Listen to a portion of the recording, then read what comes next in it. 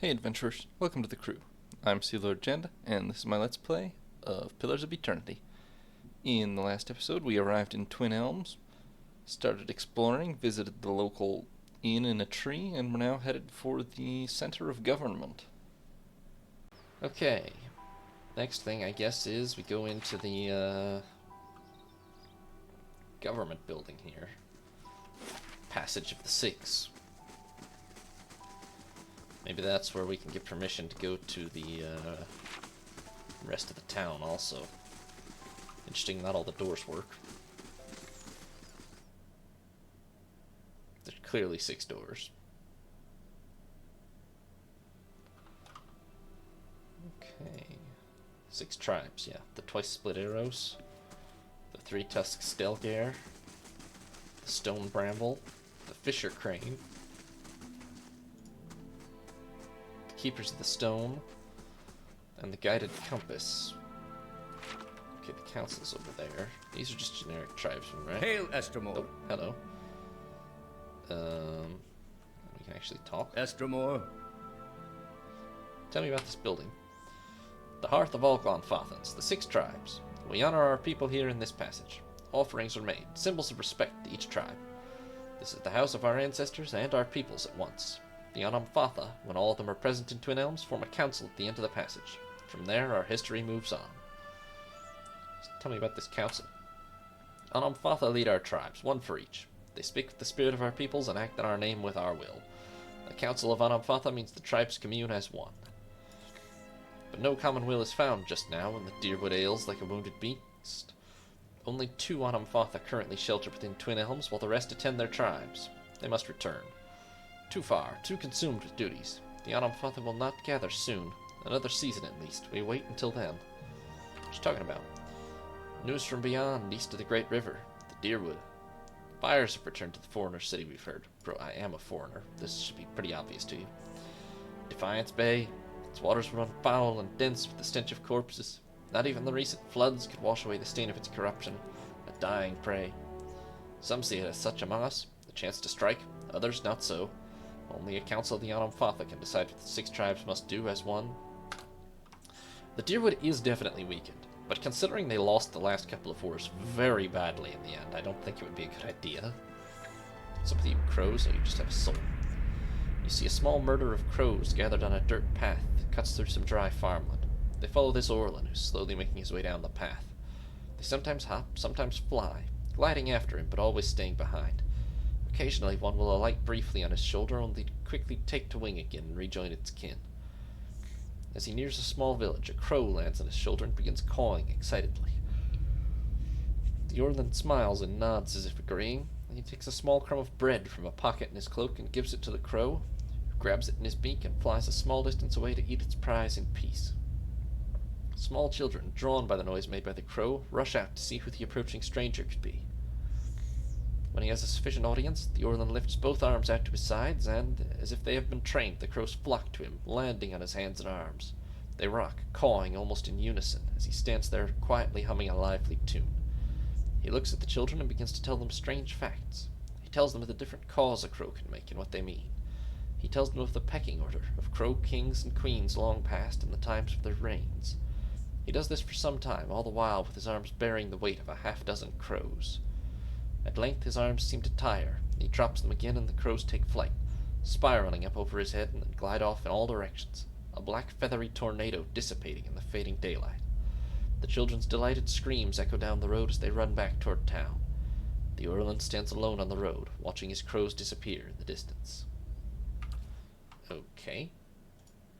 Man likes crows a lot, I guess.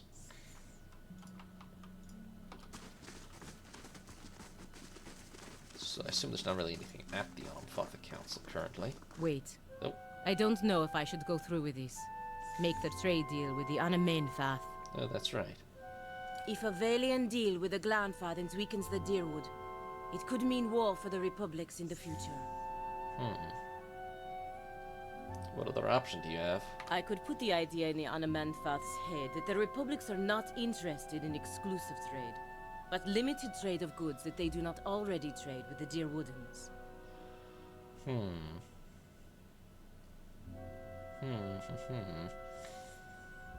Okay. So we can push Palagina to make a peaceful end to this. Or I mean, yeah. Hold on, I'm certain this is really important to Palagina's ending. Let's see here.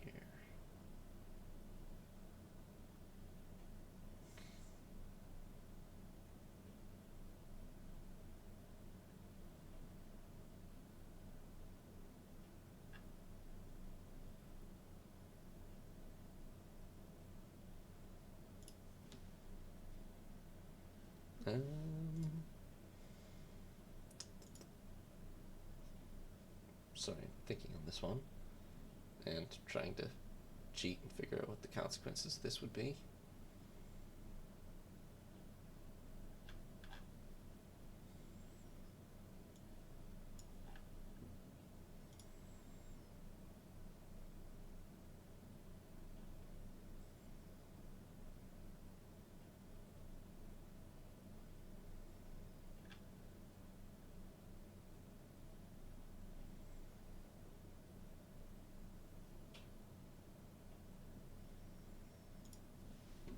I think, well, I shouldn't just tell her to follow her heart.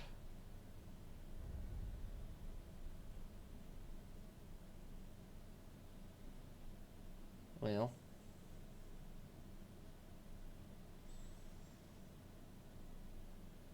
okay, both of these options are kind of non-committal. This is pretty much no, and this is yes.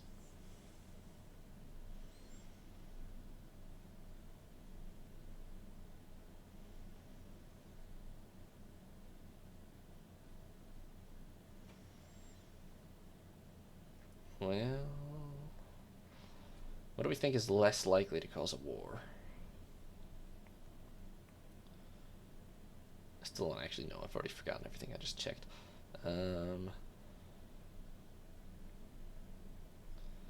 It depends on other stuff too, I know.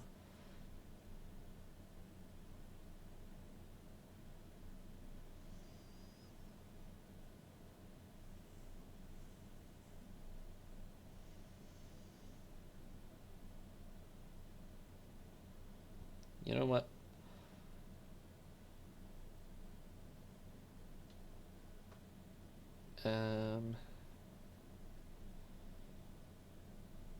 Is the right thing to do is probably, well, okay, we're going with one, I think. It's the right thing to do.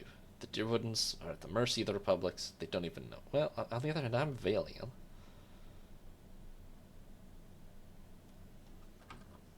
So maybe I would back the, well, I left, though. I don't feel like I have a super big nationalistic stake in this, you know.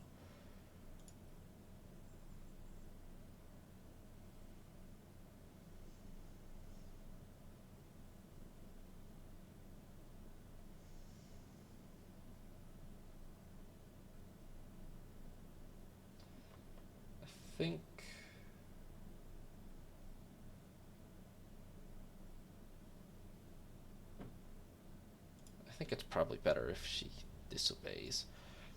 Yeah. It's the right thing to do. The Deerwoodens are at the mercy of the Republics. They don't even know it. Your actions can prevent further suffering. She nods her head resolutely. Okay. Okay, there's one Anamenfath here. Another Estramore. What do you want? A middle-aged Orlan woman stands at the back of the longhouse, an expression of irritation on her narrow features. As you approach, she takes a decisive step toward you. Scanny leans in. Careful. This woman's young for an elder, and looking to prove herself, I think. I'm looking for another who passed through the city. Few Estramoran are given the freedom of our sacred city. That you ask for this person is suspicious. There are reasons we don't let you Estramoran roam our sacred city. Reasons I am coming to understand. Has, Something happened lately? More than I care to think about. Looters have grown bolder at the sites of the builders. The people of Defiance Bay set fire to their own city.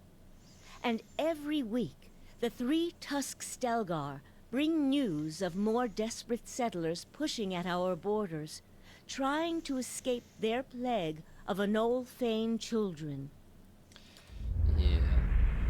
Suddenly, you feel the presence of someone else in the hall. The Anamenfath continues to glare at you, but something has stepped out of her skin and reaches out to you. Permitting more strangers the freedom of the city is out of the question right now. Go and be thankful that Anamenfath Shimak doesn't sit in the passage of the Six today. He would not be so kind as I. Okay, but what's up with this thing? Feralt. A vision of an Orlan man appears near Bethel. He has the same green-brown fur and hazel eyes as she does. Help me reason with them, he points behind you. Turning, you see the ghostly shapes of 5 other Anamenfatha. Another Orlan with tawny fur and a scarred face, a frowning dwarf, a black-furred Orlan, and 2 elves.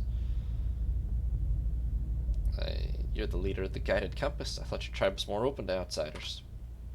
Indeed, it's earned us little respect from our peers. These are not times when trust comes easily. The spectral Orlan takes another step from her, setting his foot down with a slow, heavy motion. Tendrils of essence strain between them, and he grimaces and leans forward as if struggling against a gale. The angry Anamenfath winces. War. The spectral Orlan's voice is a rasping croak. They're headed for war. Remind them of Feralt's warning. Does Feralt's warning mean anything to you, Anamenfath? Feralt's soul image gasps. Taut threads of essence tug at him, drawing him back into the Anamenfath. He looks up at you again. I tried to tell them. The Builder's souls have touched even the Estremorn. You'd better explain yourself. The 2 attending tribesmen look from the Anamenfath to you, their sword hands ready. Her slitted eyes, pupils narrow. The Builder's souls have touched even the Estremorn? There's no way you could have known this saying. Not unless you are a Galuth on Anams, a watcher of souls. Yes, that's correct, yes. She nods. That explains much. Feralt's warning came before the Broken Stone War. Feralt, my ancestor on my mother's side, was Anamenfath of our tribe then. When the Estremoric farmers defiled the Builder's monuments, Feralt urged the other Anamenfatha to patience, but louder, angrier voices prevailed. Feralt believed that the invaders could be taught to respect the Builders as we do. He also believed the Builders' souls had spread to all peoples, and that we should avoid needless conflict with others. More practically, he worried that a violent response would only spur further bloodshed across the generations, and you can see where we are today. Yes, you're not doing too well. After 2 wars with the Deerwood, you think his warning's more relevant than ever? While Feralt's words were shrewd, they were ignored back then. Simply remembering his warning now will not undo the wars and the changes that the years have seen. There is blood on these stones, and that is all anyone remembers now. An image of a polished Adra cube flashes into your mind. There's writing on the sides, but the image is too faint for you to read it. The Anamenfath turns away from you and looks at the ground, gnawing a pointed claw. You can't change the past, but what you do now still matters. She looks at you sadly. Yes, that is the problem. Another Estremor came through here a few days ago, and, well, letting him through was a mistake. One I am eager not to repeat.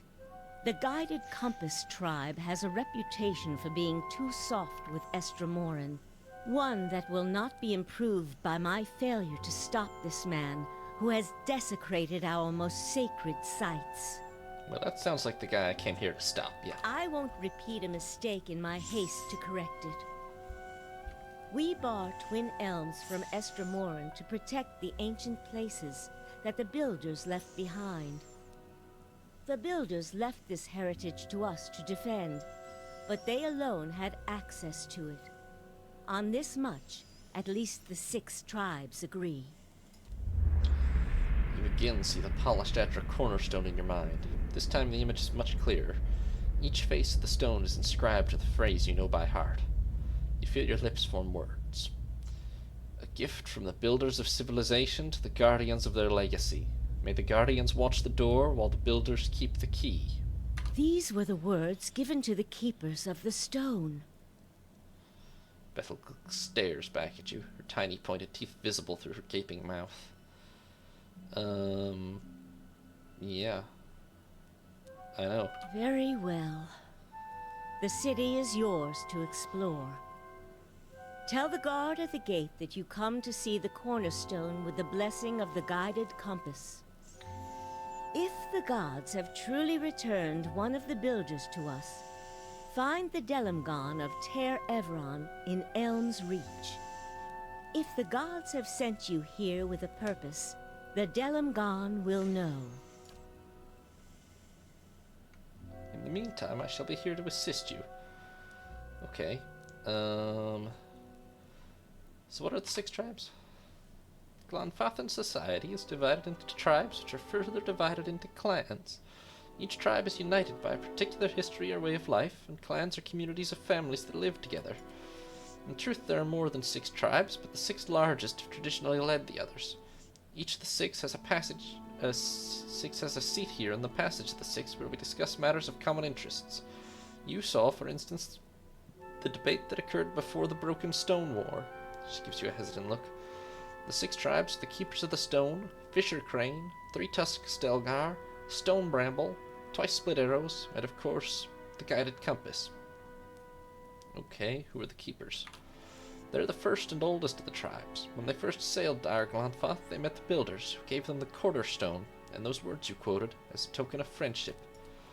Many of the tribes, even among the 6, look to the Keepers for guidance and leadership. Their long history grants them a place of honor in our society, though it's also made them more conservative in my observation. Alright, how about Fisher Crane? A mostly Orland tribe from the Theinbog. Most of the sites they guard are half buried in the wetlands, and even the other tribes couldn't tell you where they are. She crosses her arms. They are not the most renowned of the tribes, but they are the cleverest and subtlest. Say what you will about the berserkers of 3-Tusked Stelgar, I'd rather face them than a Fisher Crane ambush squad any day. They're named after a long-necked bird that lives in the bog. It can stand motionless for hours waiting for a muck frog or a spotted salamander, but when it strikes, it's faster than anything. And what about the Stelgar? She laughs and shakes her head. Same as everybody. They're fearless maniacs, and they want everyone to know it. They're considered a wild bunch, even among Glanfathans. Many of their territories have seen the most conflict with the Estermorn, and they don't forget it. They don't want anyone else to, either. They inflicted and bore some of the heaviest casualties in the wars with the Estermorn. In fact, there was a rift within 3-Tusked Stelgar after the War of Black Trees. Dozens of clans broke away from the ravaged lands and retreated further into the Deerwood, joining whichever tribes would take them. Broken Tusks, some call them. The majority of the tribe dug into the half-burned forests to hold the line, and many respect them for it. She frowns uneasily. They've more than earned their place among the 6, but they advocate more conflict than is wise, and too many others are quick to idolize them for their valor in battle. How about Stone Bramble? Mostly dwarves out of the White March. They're one of the younger tribes, formed over the years by trade routes between the wilds and the mountains. They see themselves as genuinely Glanfathan, though, and who can argue with them? Only Fisher Crane defends sites in such inhospitable territory. Personally, though, I'd say it's gone to their heads. They like to think the rest of us have it easy in the lowlands, forgetting the wars with the Estermorn never reached their mountains. Still, they came to our aid during both. They're named for a tough, thorny little plant that grows up in the mountains. It suits them. Alright, what about Twice Split Arrows? Not many are. They're traditionally outcasts and exiles from other tribes. Probably the least respected tribe of them all, but our ancestors believed they should have a voice, and so they've got a seat among the 6. Most of the other tribes see them as scavengers and bottom feeders, but don't say that to a Twice Split Arrow. They think themselves survivors, and they're as proud of their tribe as anyone else. She shrugs. They'll accept anyone, and I suppose there's virtue in that. You never know what you're getting with them, though. Some clans will rob you blind, and others will slaughter a lamb for the honor of your visit. So you're Guided Compass, yes? Indeed, we're one of the younger tribes and not one of the most prestigious. We've tried to keep the peace with the Estermorn, which has earned us the reputation of appeasers among some of our hardline brethren in Three Tusks, Delgar, and the Keepers of the Stone. We value our heritage as Glanfathans, but we recognize the Estermorn are here to stay. The way we see it, we can better follow our mandate to protect the places of the Builders by making peace with our neighbors. Okay. How about you? I am the Anamenfath of the Guided Compass. Like many Anamenfatha, I have leadership in my blood. While tribal authority is not strictly hereditary, we believe strong leaders can impart a portion of their soul to their children and grandchildren, meaning that Anamenfatha may succeed from a single line for many generations. She worries a sharpened thumbclaw. Of course, with all that's happened here lately, I've wondered whether my family's line is coming to an end with me. Okay. One of my companions, a representative of the Valian Republics, wishes to discuss a trade issue with you. The Orlan turns her gaze towards Pelagina. Yes, the Valian godlike, blessed of Hylia. Pelagina bristles and quickly spits out a response. So they say. The Anamenfath's face shows no outward emotion, but her voice betrays annoyance at Pelagina's interruption. And diplomat at the Duke's bells. I understand you are to be sent here with trade assurances from your masters. Revered Anamenfath, it is true that I was chosen to convey these assurances, but understand I was fashioned more for war than etiquette. The Orlan smirks slightly. In these dangerous times, perhaps it is better to send warriors to do diplomats' work. Pelagina musters a weak smile. Indeed. Anamenfath, regarding the exclusive trade agreement... Her voice quavers slightly and her golden eyes dart in your direction. I don't even know...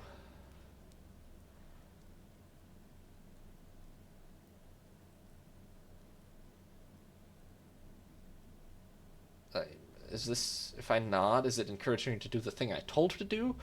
Or is it encouraging her to go through with the trade agreement? I'm gonna shrug. Pelagina steels herself.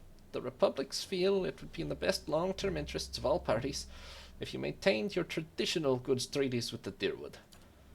The Anamenfath's long ears pitch forward. A strange turn. What do the Republics want, then? Pelagina speaks quickly but confidently. The Andra Tara pills. Trade will be picking up quickly on them in the Eastern Reach. You will buy them exclusively from us for the next 5 years. In exchange, we will be your exclusive market for Andraban and Kerogolan for the same period. The Anamenfath considers Pelagina's words for several long moments. An interesting proposition, Valian. We will send emissaries south to discuss the details at greater length. Your appearance here speaks well of your Duke's intentions. Pelagina bows deeply. Revered Anamenfath. That's it. My position in the Brotherhood gone. I can't believe I just made up new trade terms to the Glanfath and Anamenfath. Postenago. Pelagina, you did the right thing for the Republics, even if the Dukes can't see it. You can deal with their disapproval later. Verus. They have a saying in Biajepe. New gold clears even the oldest debts. If I'm right, all will be forgiven. If not, there's nothing I can do about it now. Yeah, sounds about right. The dragon skull is brown with age and polished smooth. That's a pretty badass backdrop. Alright, fair enough.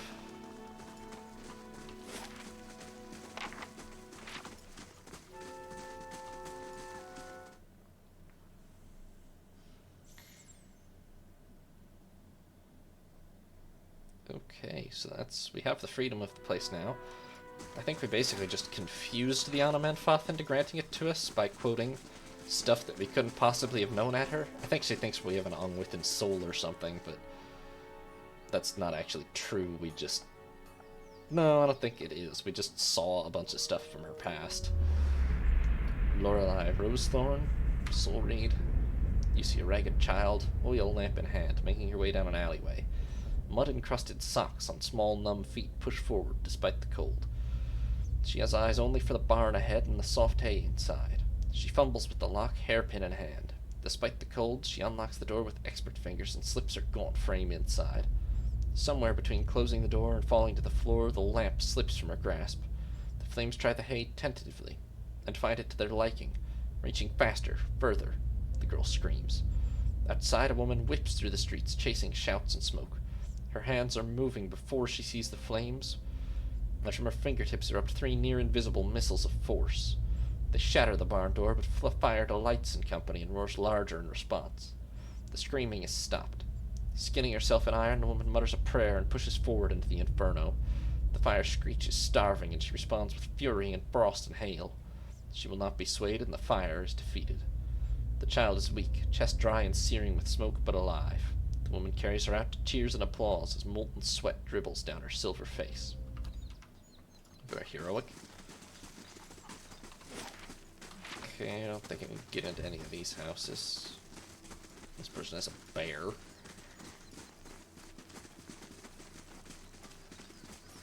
Hearthsong Market.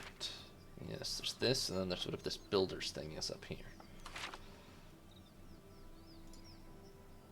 Should we go into the market? I don't know if we'll actually buy anything, but maybe if there's something really cool.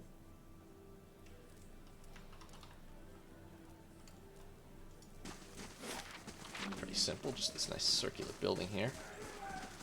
Bunch more soul reeds around, it looks like. Vincenza Goldspark.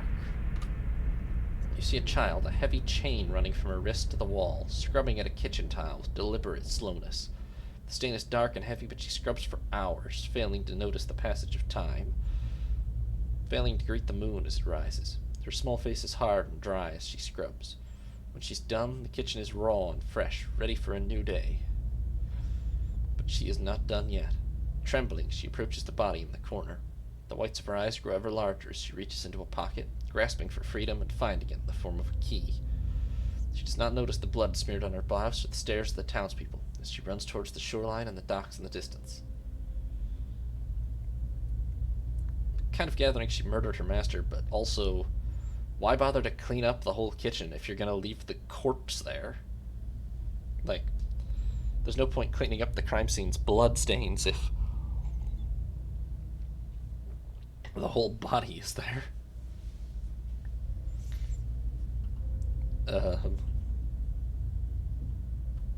Unclear. Elantiana Eldaran. You see a band of elves tread wearily through the undergrowth, hands tight on weapons, eyes locked on the forest floor. They move silently, fluidly, a team practiced in the art of the hunt. A distant thud sends birds panicking into the sky, and the group changes course towards the source of the sound. In the lead, a tightly strung bowman scouts, so alert he trembles. Vaulting over an exposed root, he holds a hand in the air, and the group pauses, taking cover behind time-gnarled trunks. There's a moment of stillness before the forest itself rises up to greet them. The creature's enormous, twice the size of any elf, and its endless-seeming arms of vines snap towards its assailants, snatching at ankles, arms, legs. One elf goes down and is thrown into one of the trees with a rending crack. Another slips, jumping to avoid the snake-like vines, and before he can react, a vine is around his waist. The air is blurred with arrows as the lead bowman lets loose, giving his companions time to recover. An unearthly howl sounds as a rapier slices through one of the creature's arms, incapacitating it momentarily. Taking his chance, the bowman switches arrows, lighting the wet shafts with slick blue fire. The monstrous mass of vines screeches as the flames take their toll, lashing out at any and all who come near. Two elves lie unconscious on the ground, another dead, an enormous dent in his skull. The creature falls, finally, but there are no cheers, no celebration. The group is somber as they collect their dead and wounded. Clorn Talison. This is going to be another soul. You see an Orlan man crouching over a half-drawn map, intently shading line by careful line. The notes he works from smell of salt and sea, water-smudged scribbles bracing a mess of illustrations and measurements. He finishes each stroke with precision before moving to the next, slow, deliberate, nothing out of place. A bell tolls lightly in the distance and he pauses, replacing the quill with a dagger he slides into his belt. Opening the door into his shop, he assumes a smile and engages his customer, an older dwarf with a grey-stained beard. The dwarf inquires about a few items, trying on a few pieces of armor, a pair of bracers, but nothing seems to garner his interest. With a harumph, the dwarf leaves, a little too hurried, a little too nervous. The shopkeep grunts, taking a crossbow down from the wall and locking the door behind him. Beneath the tolling bell, the impact of the crossbow bolt barely makes a sound as it stops the thief in his tracks. The shopkeep strolls over to the wailing man, unconcerned as he rifles through his pockets. A potion there, a pouch of silver coins, several scrolls. He'd done well, just not well enough. Okay, Tamara, you a merchant? A heavy, oily scent emanates from Builder's hides. wisdom to you. This tall woman's clad in furred hides. She settles a sharp, dark-eyed gaze on you. I hold here the best hides in Anamenfath. Hides so thick the Stelgar cannot claw through. Boots so supple they'll smother the sound of your steps. What's your trade? I bear it on my skin. I sell hides from every one of Gallowayne's beasts. Estermoran come from every village to see them and know us for great hunters. Every hide bears the tale of a great hunt, and our traders bear them in turn to every corner of our lands. What you got? And then here, look upon the bounty our hunters have provided us. Okay, she sells hide armor, mainly. I mean, you can get exceptional hide armor here, and that's about it. I don't think I have any need for it.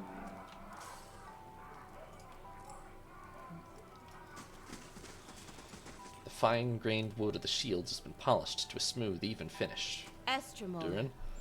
This thick-framed woman smiles broadly as you approach. Ah, I see that you heard it. A good blade has a voice, and it sings to its wielder. What weapon called you forward? Tell me about your craft. My weapons speak for themselves, and every man and woman in this market knows my worth. Even that Tamra. I bear the knowledge my father held and his mother before him. Take up one of my blades and you hold a weapon 5 generations in the making. Durin snorts. They say I should not waste such fine weapons on Estermoran. I say a good weapon lying on a rack is the true waste. Hail, Estremor. Buy them? There we go. Look all you wish. My weapons are the pride of Anamenfath. Okay, she has exceptional bows and battle axes. She does have exceptional weapons, so that's pretty quality, yeah. Fine shield, an exceptional small shield. What is this? A medium armor with fine and resolve. Not bad. Lost Meadow Mail. Oh, this adds endurance per second. That's pretty solid. And it's exceptional. That's not bad, you know. Maybe I'll pick it up. We've kind of reached the point where these are trivial to purchase, so this just adds perception. That one seems less useful. It does increase resolve, but still. This one might actually be good enough to be used by somebody. We'll see. See, mine is 9 and 25%, so it's better than like this, right? Yeah, significantly. That would be good if you just had to talk somebody into something, but my resolve is too low to pass any reasonable check anyway. Let's see here. This is a club. It's a superb club. Oh, that's quite nice, to be fair. This is an exceptional flail.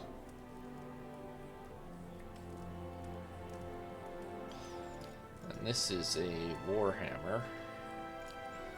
This actually is about the first thing I've seen that I think this... I'm gonna buy this because I think Ader could use it.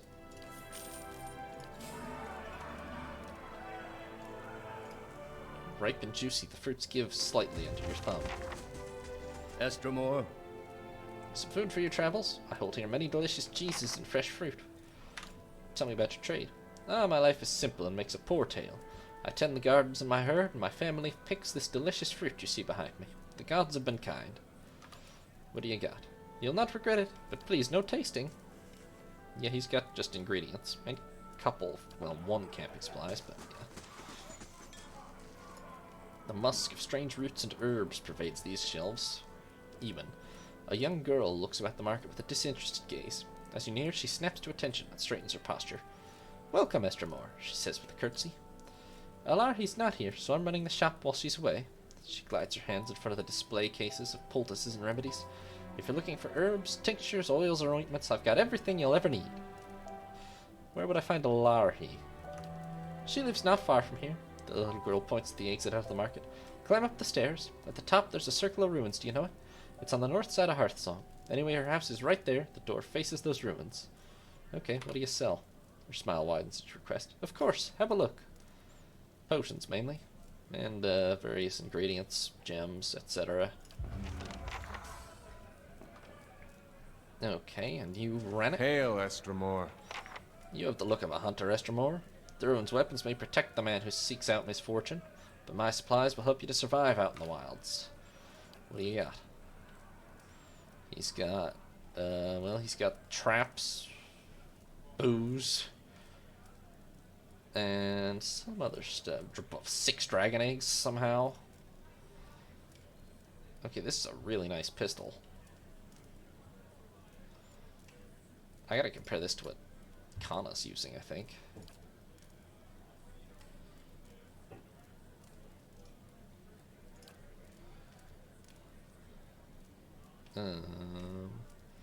It's annoyingly difficult to do that, actually, though. Oh, I can see it.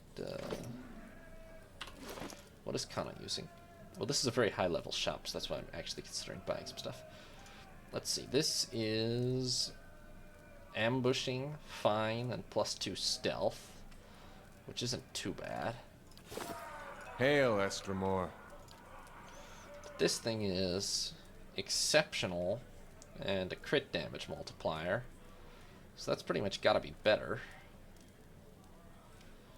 Dulcanale was the weapon of choice of an infamous Valiant highwayman. He lurked in the foothills around Parkazi, watching for traders seeking a shortcut through the treacherous mountain passes. Known for his cunning and cruelty, he usually felled his victims with a shot to the gut, leaving them to die slowly in an excruciating pain from what he called Dulcanale, bad dessert. No, but here's oh, this is a blunderbuss, I see. Well, I could have him use a blunderbuss. I only stopped at it. Oh, interesting. It's much less damage, I think it has. I think blunderbusses maybe have area of effect or something. This is just a mace. It's not a terrible mace, but it's not better than the thing I just bought. Apparently it's a gift from Helia to a priestess. I'm gonna maybe buy that. What's this thing? Quarterstaff. Grants fireball. And that's about it, actually.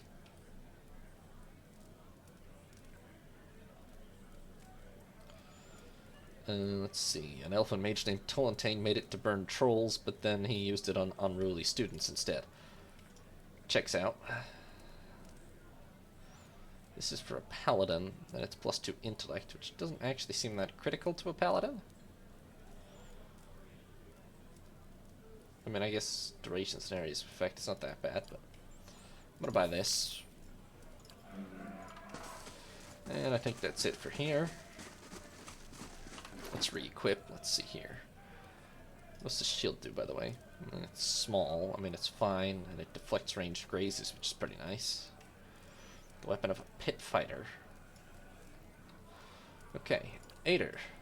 This thing definitely does more damage than Gaun's share. And it's not... Oh no, it is draining, yeah. This doesn't have convert graze to hit, but it does have this, which could be handy, and it's got the draining, and it's got accuracy, and it's got damage, so yeah.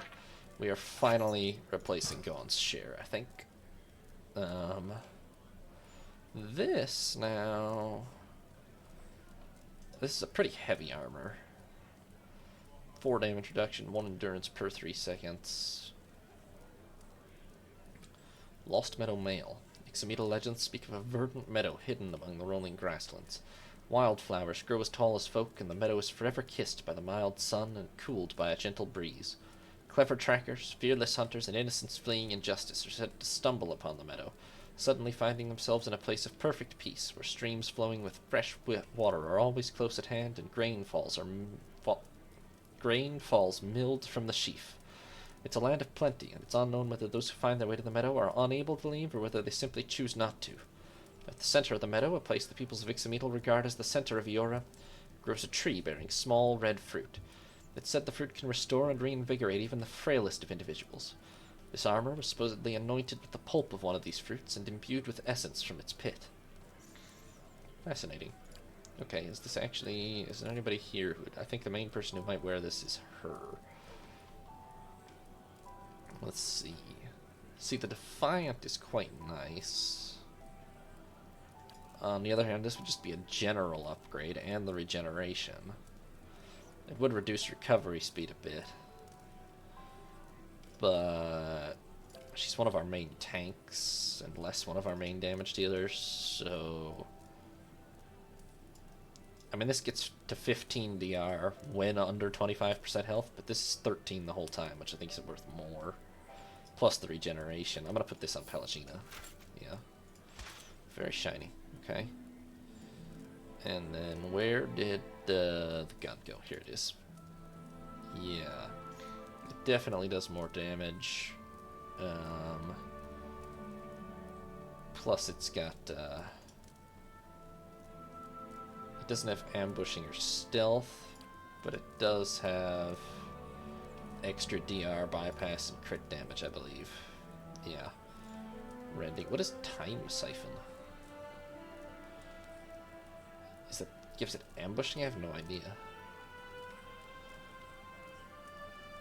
This has Annihilation, which I think is the crit damage multiplier. Yeah, we're gonna give him this. Interesting, as Thaukus' backup weapon. I surely have a better backup weapon than that, although he doesn't ever really use it, so.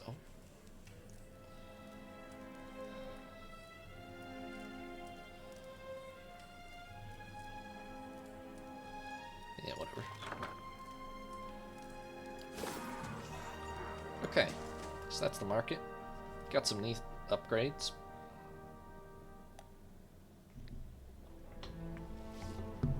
Basically pocket change to us, so I mean we still have 112,000 copper after we just spent like 30.